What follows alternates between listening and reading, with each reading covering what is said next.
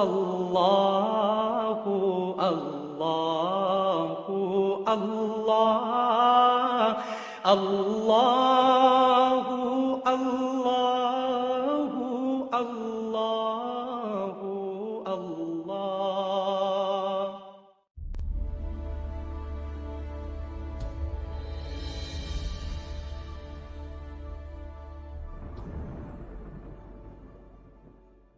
السلام علیکم ورحمۃ اللہ وبرکاتہ۔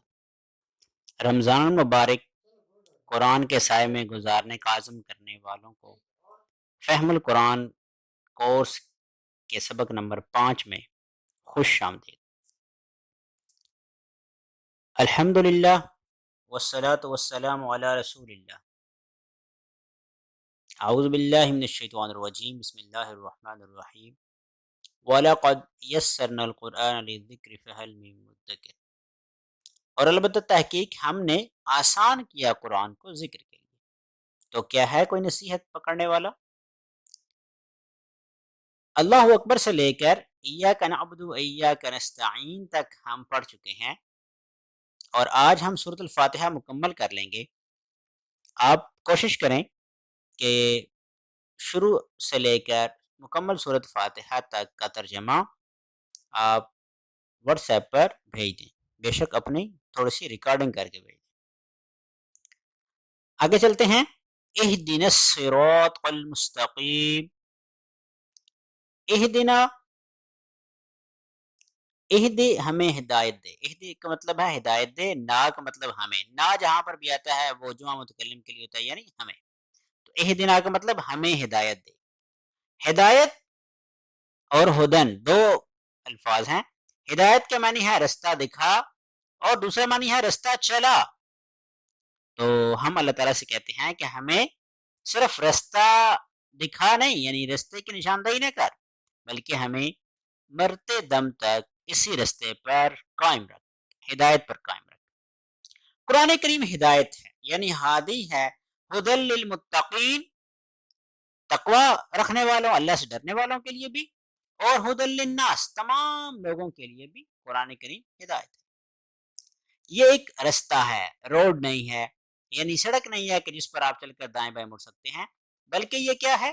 الصراط، راستہ، المستقیم، بالکل سیدھا راستہ جس کے اندر کوئی ٹیڑھ نہیں ہے، جیسے ہم کہتے ہیں خط مستقیم، سیدھی لائن۔ اور استقامت یہ ہے کہ ہمیں اس راستے سے مڑنا نہیں ہے، ہمیں اس راستے سے ہٹنا نہیں ہے، بلکہ ہمیشہ صراط مستقیم پر ہمیں قائم رہنا ہے۔ یہاں پر جیسے انگریزی میں ہم دا لگاتے ہیں، تو ال سے مراد خاص رستہ، یعنی ہر تمام راستے مراد نہیں ہے، الصراط المستقیم، وہ خاص رستہ جو اللہ تعالیٰ نے ہمیں قرآن کریم میں دکھایا ہے۔ ہم اللہ سے دعا کرتے ہیں کہ اللہ ہمیں ہمیشہ اس راستے کی طرف اس پر چلائے رکھے۔ اس آیت سے ہمیں کیا سبق ملتا ہے؟ اس آیت سے ہمیں سبق ملتا ہے کہ کیا مسلمان ہونا ہدایت پر کافی ہے؟ صرف یہی بات کافی ہوتی تو یہ دعا غیر مسلم کے لیے ہوتی۔ مسلمان ہونا دراصل ہدایت کا صرف پہلا قدم ہے۔ رستہ دکھا اور رستہ چلا دونوں میں بہت بڑا فرق ہے۔ تو ہم اللہ سے دعا کرتے ہیں کہ ہمیں رستہ دکھا نہیں بلکہ رستے پر چلا بھی صحیح۔ اسی طرح ہم یہ دعا کرتے ہیں کہ ہدایت کا اصل منبع قرآن کریم اور سنت ہی، تو اگر یہ دعا قرآن کریم کو سمجھنے کی کوشش نہ ہو تو صرف دعائیں کرنے سے کام چل جائے گا؟ نہیں، ہم نے اس کورس کو سیکھنے کے بعد یہ کوشش کرنی ہے کہ مکمل قرآن کریم ہم ترجمے اور مفہوم کے ساتھ سیکھیں۔ اس کے لیے آپ جو زندگی گزر گئی ہے اس کا احتساب کریں، اللہ تعالیٰ سے اس پر معافی مانگیں، اور آئندہ کا پلان کریں کہ کس طرح ہم نماز کے بعد قرآن کریم کو مکمل طور پر سمجھ سکیں۔ ہر نماز کے بعد یاد دہانی کہ قرآن سمجھنا ضروری ہے، بلکہ بہت ایمرجنسی ہے، جیسے کوئی کام بہت ضروری کرنے والا ہوتا ہے تو قرآن کریم سمجھنا ہمارے لیے بہت ضروری ہے۔ اس نماز کے بعد آج اور اسی ہفتے میں آپ نے کوشش کرنی ہے کہ میں اس کا پلان بھی بنانا ہے، جو بھی میں کروں ہم اللہ تعالیٰ سے دعا کریں گے کہ اللہ تعالیٰ ہمیں اس میں ہدایت عطا فرما، اور جب تک ہم قرآن کریم کو سمجھنے کی کوشش نہیں کریں گے اس وقت تک ہدایت ہم سے بہت دور ہوگی۔ تو آئیے مل کر اسی تصور، احساس اور دعا کے ساتھ پریکٹس کرتے ہیں، اہدنا ہمیں ہدایت دے، الصراط راستے کی، المستقیم سیدھے راستے کی، اہدنا الصراط المستقیم، اے اللہ ہمیں سیدھے راستے کی ہدایت دے، یعنی ہمیشہ سیدھے راستے پر چلا، صراط الذین انعمت علیہم، صراط راستہ، کون سا راستہ؟ المستقیم سیدھا راستہ، الذین ان لوگوں کا، یا وہ لوگ جو، انعمت انعام کیا تو نے، علیہم علا کے معنی پر، ہم ان پر، علیہم ان پر جن پر تو نے انعام کیا۔ انعام کن پر ہوا؟ چار طبقات کا اللہ نے ذکر کیا، سب سے پہلے انبیاء، اس کے بعد صدیقین، اس کے بعد شہداء، اور آخر میں صالحین۔ اے اللہ ہمیں ان چاروں یعنی انبیاء، صدیقین، شہداء اور صالحین کے راستے پر چلا۔ انبیاء کا طریقہ کیا تھا؟ انبیاء صرف دل سے نہیں، جسم اور دل دونوں سے عمل کرتے تھے، دل سے دعا کرتے تھے اور جسم سے عمل کرتے تھے۔ پھر وہ دعوت و اصلاح کا کام کرتے تھے، انہوں نے لوگوں کا تزکیہ کیا اور لوگوں کو ایک تنظیم کے اندر پرویا، اور انہوں نے قرآن کریم کو، احکامات کو، اور اللہ تعالیٰ نے انہیں جو پیغام دیے، جو کتابیں دی، اس کی تنفیذ کا کام کیا، یعنی اللہ کے کلمے کو بلند کرنا، حق کی شہادت دینا، اللہ کے راستے میں جہاد کرنا، امر بالمعروف اور نہی عن المنکر کرنا۔ اگر ہم انبیاء کا طریقہ اپنانا چاہتے ہیں تو ہمیں یہ سب کام کرنے ہوں۔ صدیقین کی مثال حضرت ابوبکر صدیق رضی اللہ تعالیٰ عنہ کی، جو دعوت کے مشن میں ہر مرحلے پر نبی صلی اللہ علیہ وسلم کے ساتھ رہے، تو یہ کام اکیلے نہیں ہو سکتا بلکہ ٹیم کے ساتھ کرنے والا۔ شہیدوں کا طریقہ کار کیا ہے؟ انہوں نے اپنی جان تک دے دی اس کام کے، لیکن آج ہمارے پاس وقت نکالنا بھی مشکل ہو جاتا ہے، نماز کا وقت نہیں ہوتا، قرآن کریم پڑھنے اور سمجھنے کا وقت نہیں ہوتا۔ شہید ایک فوج کا یعنی ٹیم کا حصہ ہوتا، آپ بھی ٹیم کا حصہ بنیے، مل کر کام کیجیے، اور دعا کے بعد احتساب اور پلان بنائیے، گزری ہوئی زندگی پر اپنے آپ پر افسوس کریں، اللہ تعالیٰ سے معافی مانگے اور پلان بنائیں۔ اگر آپ پلان نہیں بنائیں گے تو پھر دعا آپ کی سچی نہیں ہوگی۔ تو آئیے اس تصور احساس کے ساتھ پریکٹس کریں، صراط الذین ان لوگوں کا راستہ، انعمت علیہم جن پر تو نے انعام کیا، غیر المغضوب علیہم ولا الضالین، غیر کے معنی نہیں، اس کے علاوہ، اس کے سوا، المغضوب، مظلوم وہ ہوتا ہے جس پر ظلم کیا گیا، مغلوب وہ ہوتا ہے جس پر غضب کیا گیا، علیہم ان پر، ان لوگوں کے راستے پر نہ چلا جن پر تیرا غضب ہوا، ولا الضالین اور نہ ان لوگوں کے، الضال گمراہ ہونے والا، اردو میں ہم ضلالت استعمال کرتے ہیں، ضال یعنی جو گمراہ ہو گئے۔ مغضوب کون ہے؟ مغضوب وہ ہیں جن کو معلوم ہے مگر وہ عمل نہیں کرتے۔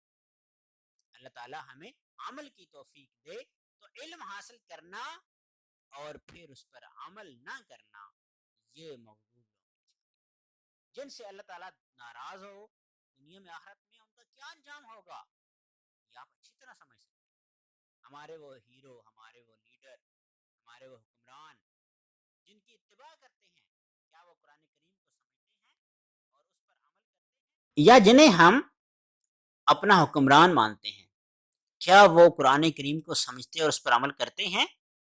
اگر ہاں تو الحمدللہ، اور اگر نہیں تو پھر ہمیں سوچنا چاہیے کہ ہمارا انجام کیا ہوگا۔ ضالین کے معنی کیا ہے؟ وہ جو جانتے ہی نہیں ہیں۔ ایسا نہ ہو کہ قرآن کریم گھر کے اندر موجود ہو مگر ہم بھٹکتے رہیں۔ وہ کسی شاعر نے کیا خوب کہا، مانگتے پھرتے ہو اغیار سے مٹی کے چراغ، اور اپنے خورشید پہ پھیلا دیے سائے تم نے۔ ہمارے پاس تو پورا سورج موجود تھا، لیکن ہم لوگوں سے چراغ مانگتے پھرتے ہیں، اس لیے کہ قرآن کریم جیسا عظیم الشان خزانہ ہمارے پاس موجود ہے، مگر ہم اسے سمجھنے کی، اس پر عمل کرنے کی اور اسے پھیلانے کی کوشش نہیں کرتے۔ تو دعا کے ساتھ احتساب اور پلان بھی کریں، اور اس کے ساتھ اس کو پھیلانے کا ارادہ بھی کریں۔ تو سب اس تصور احساس کے ساتھ پڑھیں، غیر المغضوب علیہم، نہ ان لوگوں کے راستے پر جن پر غضب کیا گیا، ولا الضالین اور نہ ان لوگوں کے راستے پر جو گمراہ ہو گئے۔ سورۃ فاتحہ کا ہر لفظ اہم ہے، اس لیے اس کے ہر لفظ کے معنی کو اچھی طرح یاد کریں، جہاں کہیں وہ لفظ آئے تو ان الفاظ اور آیتوں کے معنی کو ذہن میں لائیے، صراط الذین انعمت علیہم۔ اس کے بعد ہمارا دوسرا پروگرام ٹی پی آئی کے ساتھ عربی گرامر کا ہے. آپ پڑھ چکے ہیں ہوا وہ، ہم وہ سب، انتا آپ، انتم آپ سب، انا میں، نحنو ہم سب. عربی میں کہتے وقت ایسا کہیے کہ گویا آپ عربوں کو سمجھا رہے ہیں. اور اسی طرح ہو اس کا، ہم ان کا، کیا آپ کا، کم آپ سب کا، یہ میرا نہ ہمارا. تو یہ ہم نے پریکٹس کی ہے پچھلے سبق میں. ربو اس کا رب، ربہم ان سب کا رب، ربو کا آپ کا رب، ربکم آپ سب کا رب، ربی میرا رب، ربنا ہمارا رب. تو یہ باقی پریکٹس آپ نے کر لینی ہے. اچھا، مذکر کے لیے ہوا استعمال ہوتا ہے اور مؤنث کے لیے ہیا. ہوا کا مطلب وہ مرد، ہیا کا مطلب وہ عورت. جیسے ہم کہتے ہیں حضرت عائشہ رضی اللہ عنہا، تو اسی طرح ہیا عورت کے لیے آئے گا. جیسے ربھا اس عورت کا رب، دینھا اس عورت کا دین، کتابھا اس عورت کی کتاب. تو مسلم سے کیا بنے گا؟ مسلمہ. مومن سے مؤمنہ. صالح سے صالحہ. کافر سے کافرہ. مشرک سے مشرکہ. منافق سے منافقہ. تو یہ ساری کی ساری مؤنث کی واحد اور جمع ہے. جیسے مسلمتن ہے تو اس کی جمع مسلمات، مومن کی جمع مؤمنات، صالحتن کی جمع صالحات، کافرتن کی کافرات، منافقتن کی جمع منافقات. نقطۂ تعلیم. حضرت ابو درداء رضی اللہ تعالیٰ عنہ سے روایت ہے کہ جو شخص علم کے راستے پر چلتا ہے اللہ اس کے لیے جنت کا راستہ آسان کر دیتا ہے، اور فرشتے طالب علم کے پیروں کے نیچے پر بچھا دیتے ہیں، اور زمین و آسمان کی ہر چیز طالب علم کے لیے، عالم آدمی کے لیے دعائیں مانگتی ہے بخشش کی، یہاں تک کہ مچھلیاں پانی کے اندر. اور عالم کی فضیلت عابد پر اس طرح ہے جس طرح چاند کی فضیلت تمام ستاروں کے اوپر. علماء انبیاء کے وارث ہیں، اور انبیاء نے میراث میں درہم و دینار نہیں چھوڑا بلکہ علم کو چھوڑا ہے. جس نے اس علم کو لیا اس نے وافر حصہ لیا. تو آپ کو معلوم ہے کہ سب سے بنیادی کتاب کون سی ہے؟ قرآن کریم. ہمارے پاس doctors, engineer, manager, businessman سب موجود ہیں، مگر قرآن کریم کے سمجھنے والے بہت کم ہیں. یہ ہمارے نظام تعلیم کی بدترین ناکامی ہے. اس لیے پلان بنائیے. اور پلان کون سا پلان؟ یعنی جب انسان کو بھوک لگتی ہے تو وہ فوراً کس طرف جاتا ہے؟ جہاں سے اسے کھانا ملے. تو ہمارے اندر پیاس ہونی چاہیے، بھوک ہونی چاہیے. اس وقت شیطان انگاروں پر لوٹ رہا ہوگا اور وہ ہزار جتن کرے گا کہ آپ کو قرآن کریم کی طرف نہ آنے دے. وہ بہت ساری مصروفیات بنائے گا، لیکن ہم مصروفیت کا بہانہ نہیں کریں گے اور اس کلاس کو مسلسل جاری رکھیں گے. یہ آج ہم نے الفاظ پڑھے ہیں. اللہ سے دعا ہے کہ ہم نے جو کچھ پڑھا اس پر ہمیں پوری طرح عمل کرنے کی توفیق عطا فرمائے. کل انشاءاللہ دوبارہ آپ سے ملاقات ہوگی. ہمارے دونوں کورسز صبح اور شام کے جاری ہیں.